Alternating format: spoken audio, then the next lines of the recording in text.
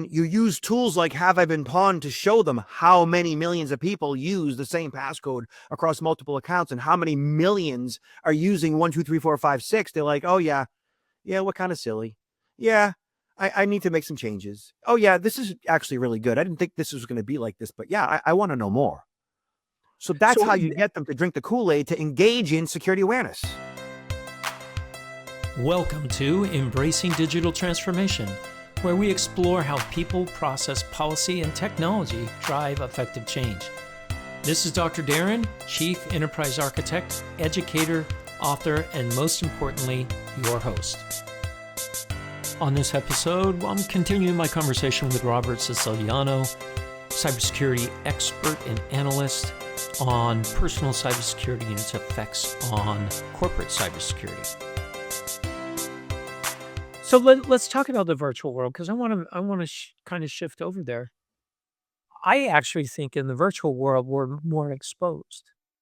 In the physical world, locality means quite a bit, right? Sure. No one can attack me, typically, individually, from a distance in the physical world, right? Now, countries can attack each other from a distance, but generally speaking, no one's going to rob me from a distance physically. They can't steal things from my house without coming into my house. Virtually, in the digital world, that's not true. Someone can steal all of my money. They can steal my identity. They can steal things that are digitized from, 15,000 miles away. Yeah, and they do. Yeah. So to me, it's even probably more critical to have some kind of training or guardrails put into place and security. So how do I do that individually? Because as you said earlier, if we can train the individual and get them to think about security without being paranoid, but actually, because to me, paranoia means lack of action, right? Right. But if I have a plan, then I won't be paranoid. I'll feel safe and secure. Is that the idea behind it? That's the whole point, because every single presentation that I do, when I walk in the room, and they introduce me, 95% of the audience, they're like this, arms up like this. Try and tell me what to do. Yeah. Okay. And as I ask questions, they respond with answers, and they ask me questions, I respond with answers. As we're getting into a dialogue, which is what we do, versus a lecture telling people what to do, we actually engage in a conversation and discuss all the societal and cultural myths and misnomers and why we are, how we're wired, and trust and denial and everything else, and the physical universe and everything else. And before you know it, like, we start talking about like all the different like risk reduction strategies. The arms go down and they start to lean in. They're like, oh, like, this is good. Like, I didn't think that this was going to be that. Like, I thought this was going to be you yelling at me and telling me that I'm, if I don't do this or else, and these are the consequences. It's like, security is about worry, and it's about fear. It's about predators. It's about thieves, and it starts in the physical world. But primarily, yes, it is. Our most significant vulnerabilities are our identities and our bank accounts and your customer information. And so you can't really address the learner to engage in cybersecurity risk mitigation until they have their literal house in order, until they have their own security in order, their own identity is protected. Like, we are a self-interested creature, which the word selfish kind of gets a bad rap, but you need to be selfish. Like, we have to get a good night's sleep and eat good foods and consume fluids in order to be healthy and mindful. And in order to help other people, you have to make sure you're in good shape. Yeah. What are the instructions that the flight attendant provides you on the airplane regarding the oxygen mask? Put your mask on first. And why is that? Because if you're dead, you can't help anybody else. Yeah. I mean, you need to take care of yourself in order to help others. And like, that is the basis of all security, is personal. It begins with you. That makes sense. Yeah. And so from there, once the employee, let's say, understands risk in their own life, everything else is, I got this. This makes sense to me. That I can do that. And as you probe the audience, at the beginning, because the idea is to like break them down, to challenge their belief system, to get them to understand why and how and risk. But you also have to kind of like point out the obvious, and the obvious is, and I ask questions, how many of you are using a different passcode across all your critical accounts? Raise your hand. No one raises their hand. If I get 10% of the audience to raise their hand, that's a lot. If I get 10%. Yeah. So statistically, like as many as 94% of us are using the same passcode across multiple accounts. And how many are using password 123? Right. Hundreds of millions, actually. Hundreds of millions, literally hundreds of millions. Okay. That said, like you asked similar questions, like how many of you are using two-factor authentication for all your critical accounts, including on email? If I get 15% of the room to raise their hand, that's a lot. So statistically, with the absolute basics, the absolute fundamentals, 85 to 94% of the room is using the same passcode across multiple accounts and not using two-factor authentication. That's the majority of the public, and less than 10% of the public uses a password manager. I mean, this is so 101. And so when they begin to see how silly that is, and you use tools like Have I Been Pawned to show them how many millions of people use the same passcode across multiple accounts and how many millions are using 1, 2, 3, 4, 5, 6, they're like, oh yeah, we're kind of silly. Yeah, I need to make some changes. Oh yeah, this is actually really good. I didn't think this was going to be like this, but yeah, I want to know more. So that's how you get them to drink the Kool-Aid, to engage in security awareness.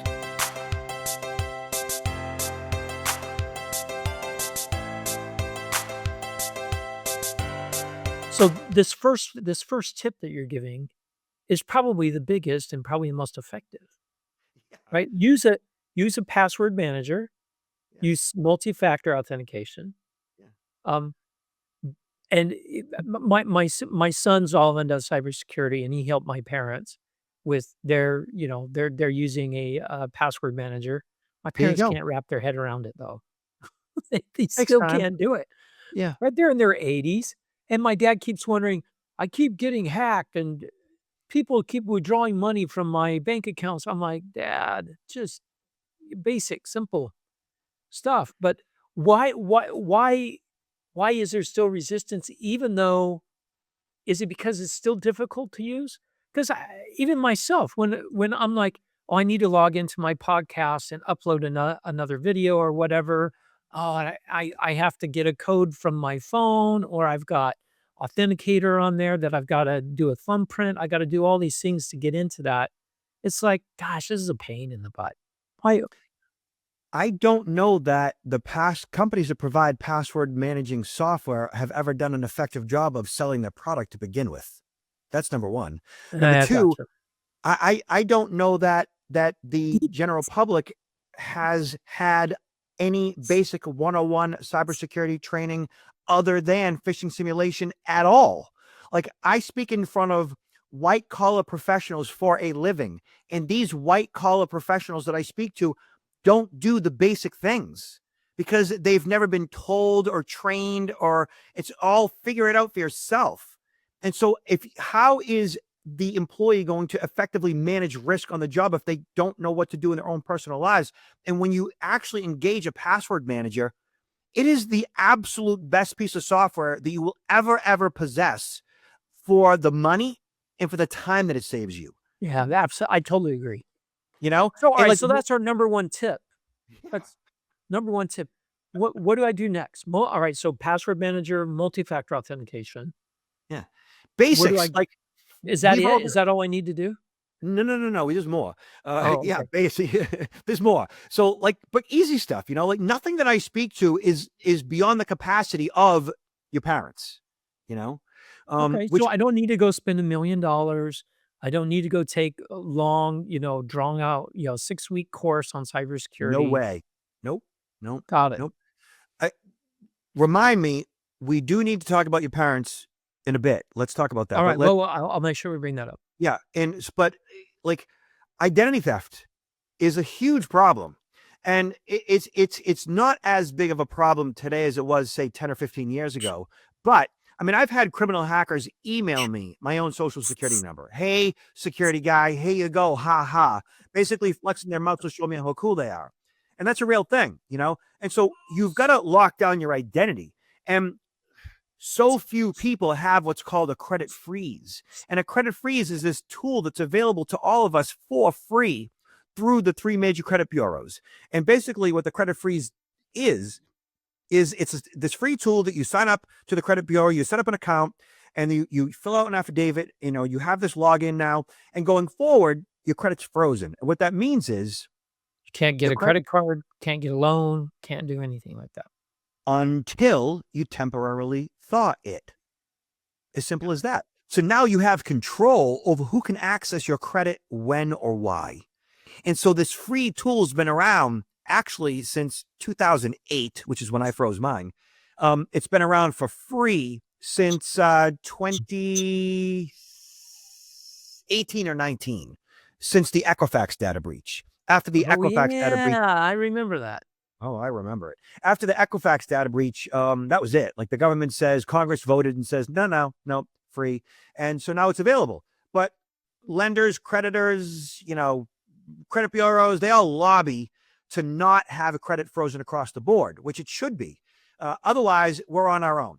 And so everybody should freeze their credit, their kids' credit, their parents' credit.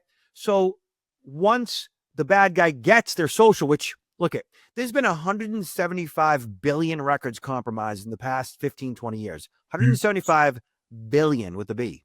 And that's names, addresses, phone numbers, email addresses. About 15 billion passwords are exposed. 15 billion, right? That's like almost everything. And all that data is being sorted and sifted and cataloged and used against us. And so it's just a matter of time until they get to you or I.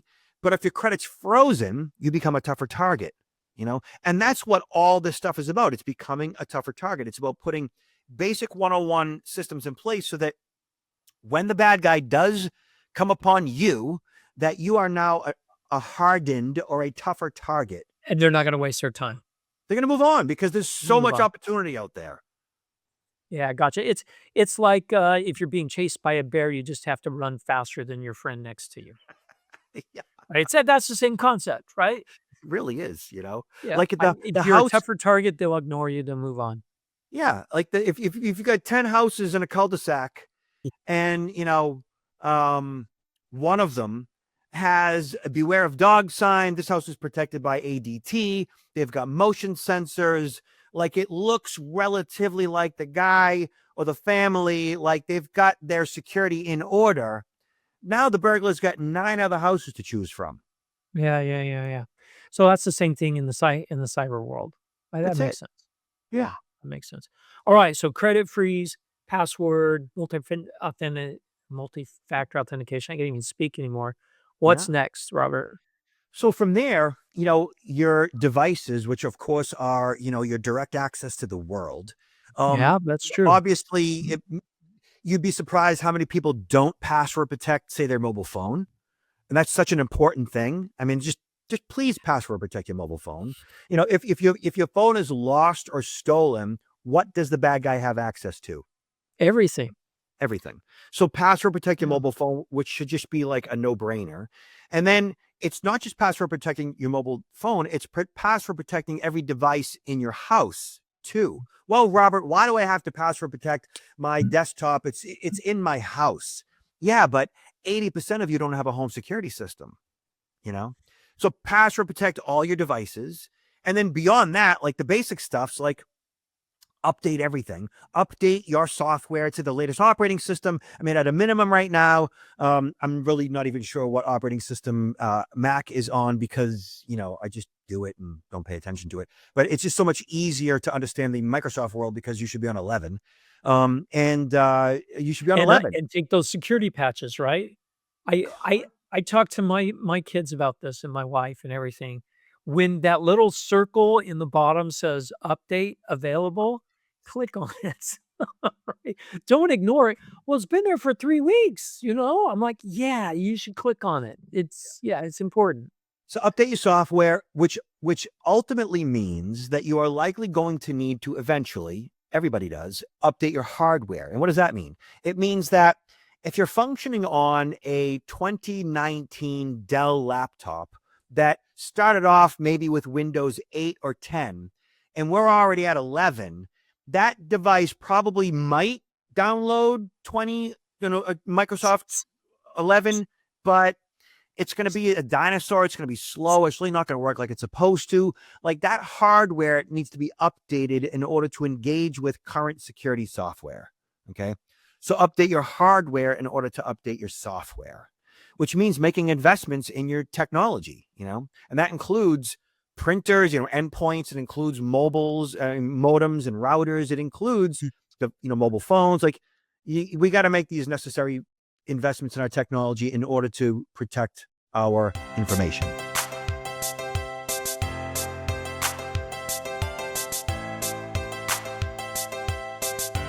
Okay, so my PhD dissertation is on cybersecurity and operational technology in IT.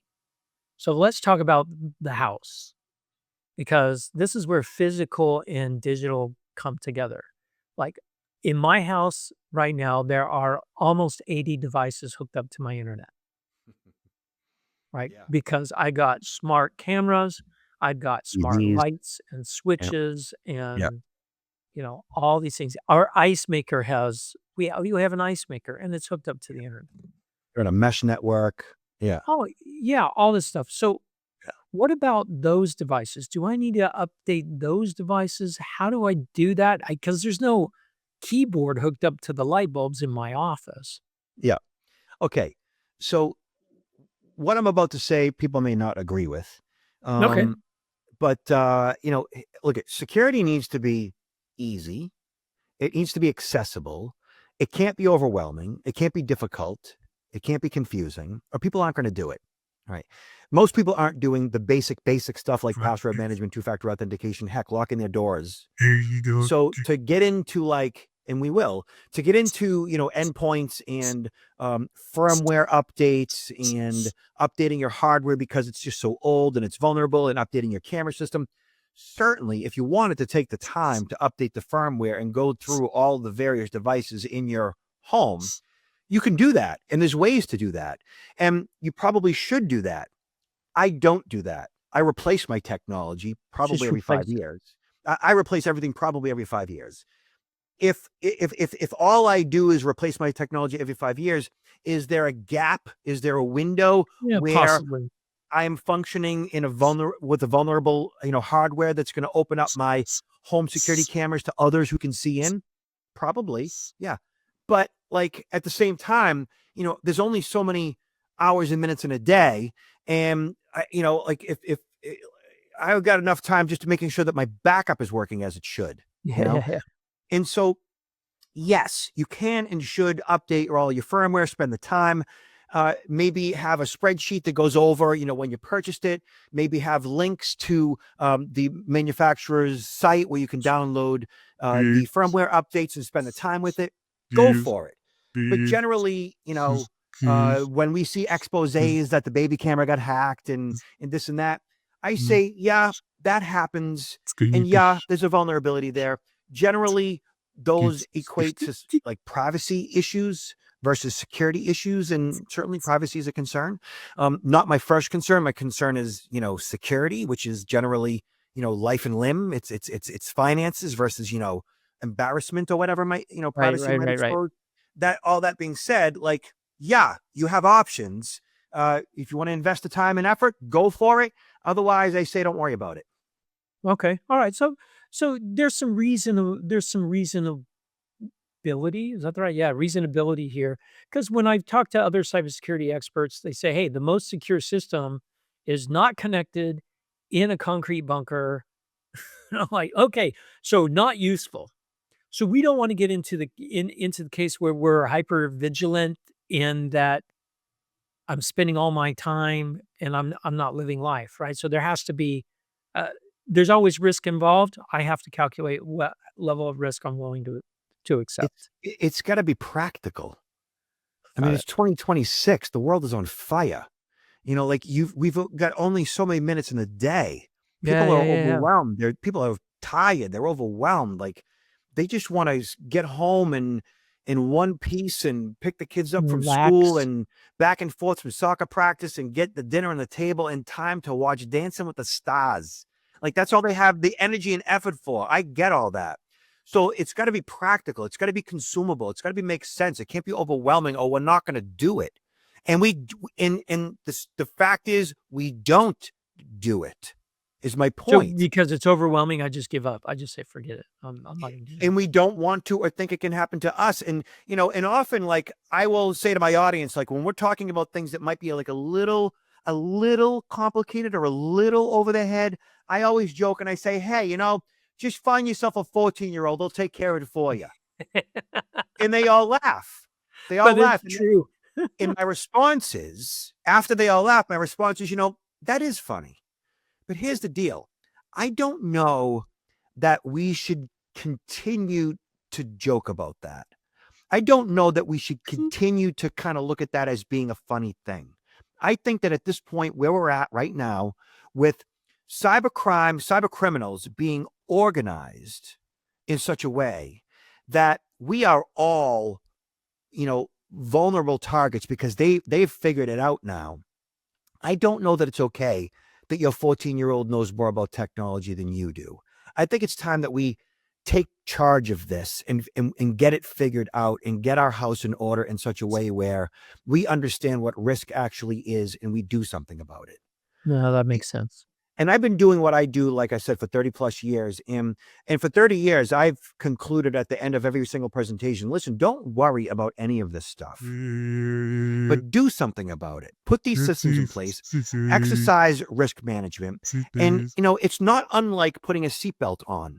You put that seatbelt on to give you control because it's the smart thing to do. And as long as you do that, you're going to be good. Don't worry about it. But the reality of it is, I'm a bit worried now.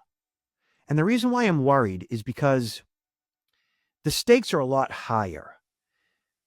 AI has flipped it all on its head. Oh, yeah, right? it has. And like talking about your parents, right?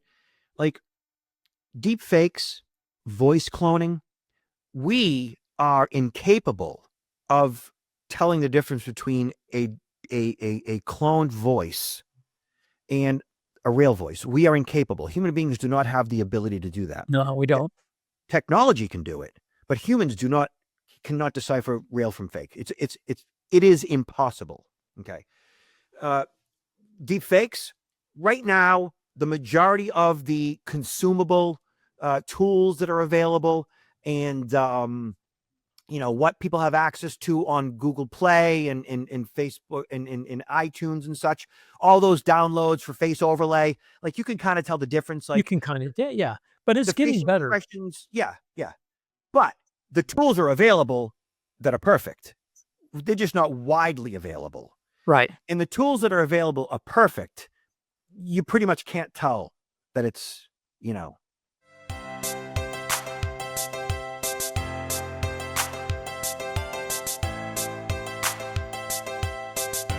But machines can. Great. Yeah, there's some great technology out of Intel, who I work for, where we can actually detect deepfakes, highly reliable, over 99.9%. We can identify a deepfake pretty easily. So you're right, but how it's does that help when how does that help when your dad gets a phone call with your voice in the background exactly, and they spoof yeah, caller ID? yeah, no. That's the problem. So how do we overcome that? Because that's a huge fear. I know what I've done with my kids. Each one of my kids has a passcode, right? That I know, they know it. It's ingrained in them. They know my passcode. That's how we solve that. If there's a deep fake situation, all I have to do is ask for the passcode. And generally, that's all you should need to do. Problem is, when you hear your loved ones, when you hear or potentially even see your loved one in distress, you hear their voice. Oh, I know. Yeah. your body goes into fight or flight mode. Your body, your DNA shifts in such a way where you are all about you turn into Papa Bear. You're all about protecting that loved one. Like your first inclination is not going to be, yeah, this is probably one of them, deep fake voice clones. This is just got to be fake. Your being breaks into a sweat. Your entire body goes into, okay, what do I got to do to get my loved one safe? And your intellectual understanding of risk flies out the window, and your biological being kicks in. And bad guys know this. So, Robert, this is the same thing, though, that you probably taught in physical security, right? Because if someone approaches you physically and attacks you, you have to have training in order to do the right thing. So, are you saying that with this, because this turns into a physical type of thing, It right, is. in the digital realm, Yeah, it's we have to emotional. train ourselves on what our responses are going to be.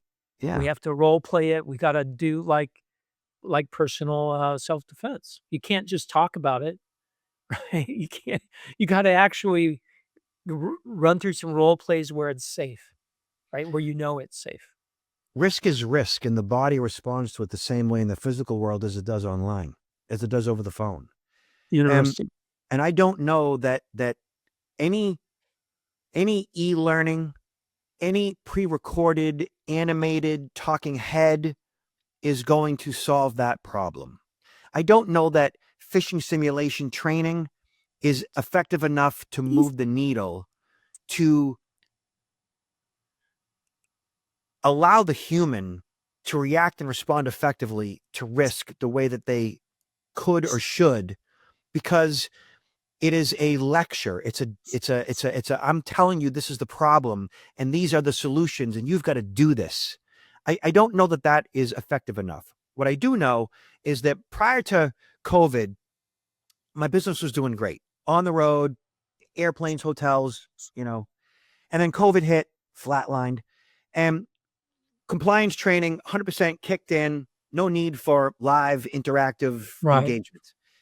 2023, 2024 comes around, 2023 halfway through, my phone starts to ring in such a way where it was interesting to me because I started to hear from company officers saying, listen, we've kind of reached a plateau with our training and we just want our people to care about security. Like we just want them to care.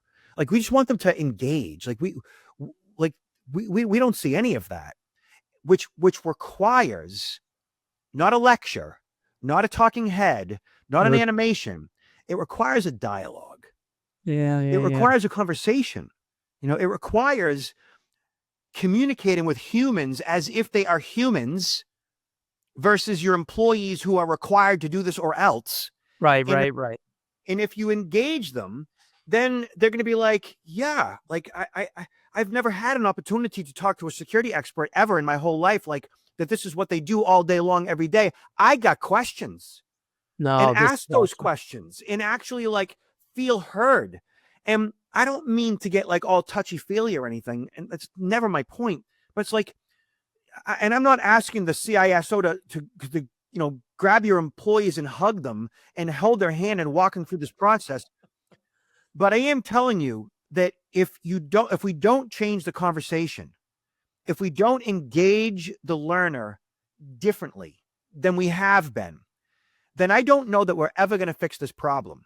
Because every single presentation I do from people who are smart, they say, well, okay, but when I do a search on Google, this is the questions I get. And this is everybody, or maybe not you, or, those who are digitally literate, but they ask like, okay, so when I do a search on Google, how do I know what links I should click? No, this is a very valid concern that people have. Hey, Robert, we are way out of time. Sorry, man. Don't get me started. Okay. No, this has been you're a great speaker, great information. If people want to engage with you, how do they do that? Well, you can Google me if you know how to spell Robert Siciliano. I'm easy to find. There's only a few of us. One of us is an HIV researcher, which is not me. That's but not you. I own like the first 3 pages of search because you don't know many Sicilianos. Beyond that, protectnowllc.com, protectnowllc.com is where I, hang That's my where you hat. reside. Yeah. Okay, that is awesome. Robert, thanks for coming on the show. This has been wonderful. We could talk for hours. I already know that.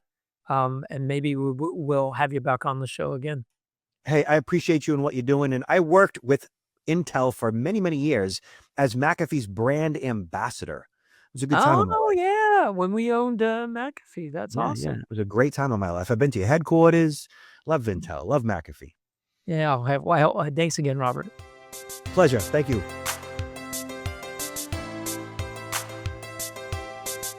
Thanks for listening to Embracing Digital Transformation. If you enjoyed today's conversation, give us 5 stars on your favorite podcasting app or on YouTube. It really helps others discover the show. If you want to go deeper, join our exclusive community at patreon.com/embracingdigital, where we share bonus content and you can always connect with other change makers like yourself. You can always find more resources at embracingdigital.org.